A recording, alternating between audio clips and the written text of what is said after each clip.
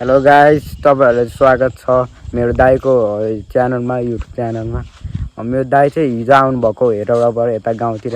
तपाईँहरू मलाई त चिन्नु नै हुन्छ होला, म चाहिँ शाश्वत नेउपाने दाइको भाइ। ल दाइ यहाँनिर हुनुहुन्छ र हेर्न सक्नुहुन्छ। हामी चाहिँ यता अहिले यसो पोखरीतिर घुम्न आएको छौँ। हेर्न सक्नुहुन्छ पोखरी।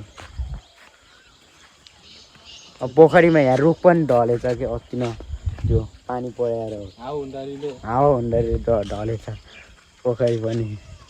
हेर्न सक्नुहुन्छ। हाम्रो अर्को एउटा दिवस भाइ चाहिँ आएको छैन अहिले। अब कता छ कुनै अघि घरमा हेरेर रहन्छ। ल यस्तै हो। अब यहाँबाट हामी घुम्दै उता देवी थानतिर जानेछौँ अहिले। ल मेरो दाइ चाहिँ यता हुनुहुन्छ। ल दाइ बोल्नु त। हेलो, यहाँ हामी चाहिँ अब घुम्न आएको चिसो हावा खान आयो कि यहाँ हावा चलिरहेको जङ्गलको साइडमा टक्क भएर बाहिर म आएको। अब पुरै जङ्गल छ क्या हाम्रो चाहिँ, पुरै जङ्गल साइडमा यो पोखरी हो। त्यही भएर पोखरीमा यसो चिसो बबाल हावा आउँछ कि यसमा चाहिँ राति राति। अनि त्यही भएर यसो गर्मी महिनामा चिसो हावा खाउँ भनेर यता गाई चाहिँ हामी चाहिँ यस्तो अब गर्मीमा हिँड्दैछौँ। हिँड्दै नि भिडियो बनाउँदै नि छौँ हामी। अब हामी चाहिँ अब यसो हिँड्दै अब मर्ची हेरेरबाट आएको हिजो। अनि त्यही भएर हामी आज यसो भिडियो बनाइदिउँ न त गाउँ आएको बेला भनेर त्यही भएर भिडियो बनाउनु सुरु गरेको गाई अब है।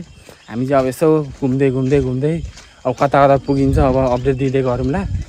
अहिले चाहिँ हामी अब यतै घुम्दैछौँ होइन। एकजना भाइले बोलाएको थिएँ मैले, त्यो भाइ कहीँ कता हरायो। अब कता हरायो भन्न सकिँदैन। अहिले चाहिँ हामी है, अहिले चाहिँ हामी जङ्गलको साइडमा पुरै यो माथि गयो भने चाहिँ पुरै हात्ती चढ्न मिल्छ गाई चाहिँ। हामी चाहिँ पुरै योभन्दा माथि गयो भने चाहिँ माथि नजाउँ होला अहिले होइन, माथि जाने अहिले टाइम छैन। अहिले चाहिँ हामी टक्क यसो चौरीको साइडमा पोखरीमा घुमिरहेको हामी चाहिँ टक्क पारेर। पुरै जङ्गल साइड हो चाहिँ। त्यहाँ एउटा टावर नि छ। टावर चाहिँ भत्किसक्यो हाम्रो टावर। फेरि धरापमा छ, माथि चढ्ने बित्तिकै लड्छ फेरि त्यो टावर त के गर्नु रहेछ है। हामी चाहिँ अब दुईजना हिँडेको। अब हेलो दाजुहरू, सबैजना सब्सक्राइब गरिदिनु होला प्लिज। मेरो दाइलाई अलिक भाइरल गरिदिनु होला।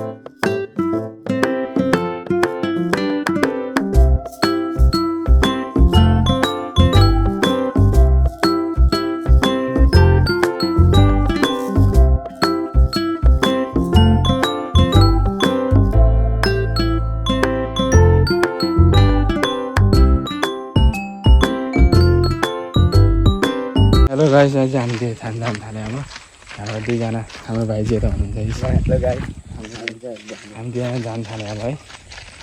एकजना भाइ बोलाएको कहाँ भाइ छ, डाँडातिर गयो चाहिँ दाइसँग। त्यो हामी दुईजना जान थाल्यो चाहिँ जाँदैछौँ हामी चाहिँ बाटोमा हो होइन। हजुर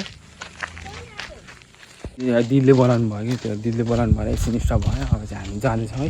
आइपुग्नु थाल्यो मन्दिर, देवी मन्दिर आउनु थाल्यो अब है। हेलो गाइस, अहिले चाहिँ हामी रात पर्न थालिसक्यो, पुग्नै थालेका छौँ। अब फर्किँदा रात पर्छ होला सायद। रात पर्छ है। चौरीमा पनि जाने भने अब आएको बेला यसो घुमौँ भनेर मात्रै हो। अब भोलि एक दिन पाइन्छ, अनि पर्सिहरू जानुपर्छ फेरि।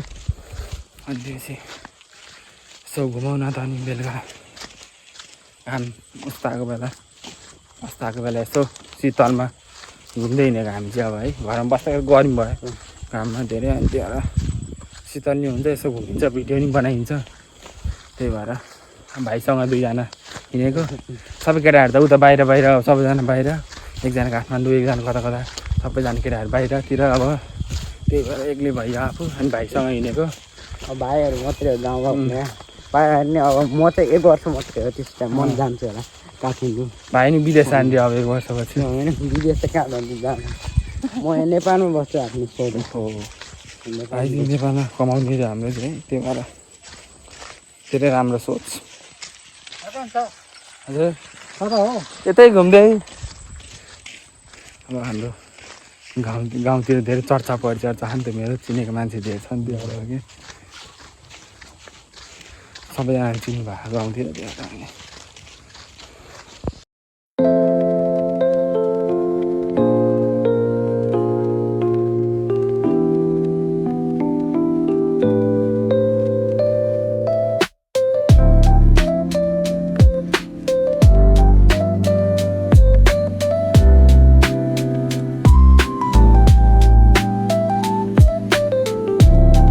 साथीको भाइको साथीको काम परेको छ के काम भयो तिम्रो मेरो यस्तै काम परेको गाईहरू हेर्नु सक्नुहुन्छ अहिले हाम्रो मन्दिर चाहिँ पुनर्निर्माण भएको छ के भन्छ अब त्यसलाई इङ्ग्लिसमा अलिकति प्रोनाउन्स गर्न दाइ भनिदिन्थ्यो फेरि रिबिल्ड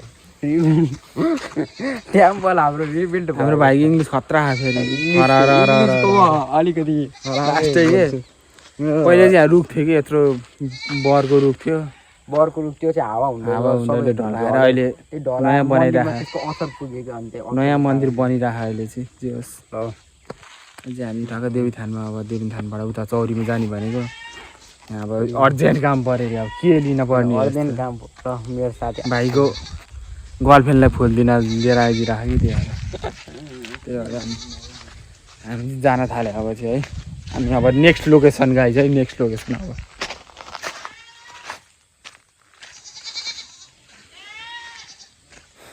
चाहिँ हामी नेक्स्ट लोकेसन जान थाल्यो नेक्स्ट लोकेसन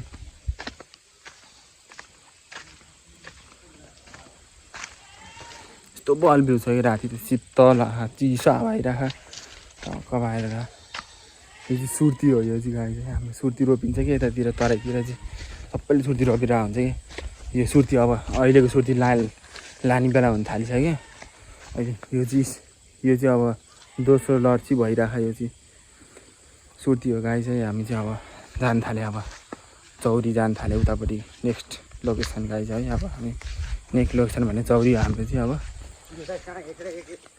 चौरीमा जान थाल्यो अब भाइले के लिएर आउँदै अब साथीकोबाट ल म यति बुक लिएर आएको पढान्दा भाइ हाम्रो भाइ फेरि पढान्दा छ नि त त्यही भएर हो कि दाइ फेरि भाइहरू यता देखाइदिनु ल भाइले ल हेर म यति बुक लिएर आएको साथीको मेरो बुक पाउने साथी हराएको